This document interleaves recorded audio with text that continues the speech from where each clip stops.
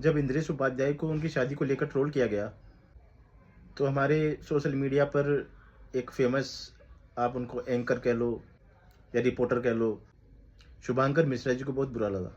वाचक आपसे पैसा नहीं लेते हैं, आप नहीं देते हो चंदा जिससे उनका घर चल रहा है। वो जया किशोरी का बैग आपने नहीं दिया था, इंद्रेश की शादी में हेलीकॉप्टर आपने नहीं उड़वाया था, व्यवस्था आपने नहीं करवाई थी। उनको पैसा यजमान दे रहा है जिसको वो कथा सुननी है। और जो कथा क्या हुआ अगर उन्होंने अपनी शादी में करोड़ों खर्च कर दिए?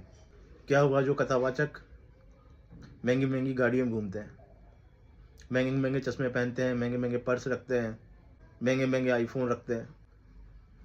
तो उनके नाम पे ही देख लो आप, शुभांकर मिश्रा जी और इंद्रेश उपाध्याय है तो एक जाति के, एक समाज के, तो वो क्यों अपने समाज को सपोर्ट नहीं करेंगे?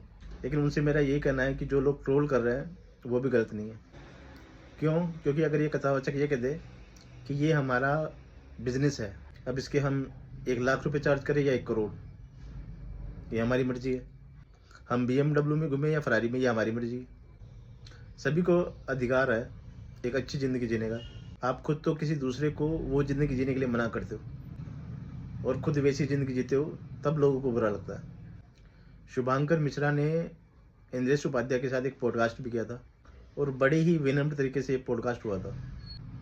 क्यों? क्योंकि ये अपर क्लास के फेमस लोग हैं, एक दूसरे को सपोर्ट नहीं करेंगे तो कौन करेगा?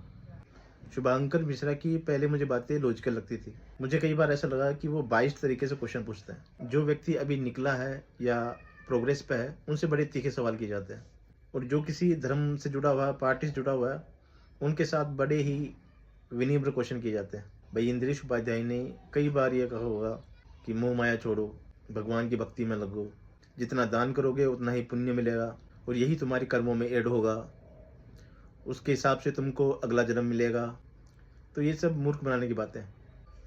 आप स्वयं खुद नहीं जानते कि नेक्स्ट बर्थ के अंदर आप किस धर्म में पैदा होगे, आप किस कंट्री में पैदा होगे, किस जाति में पैदा होगे।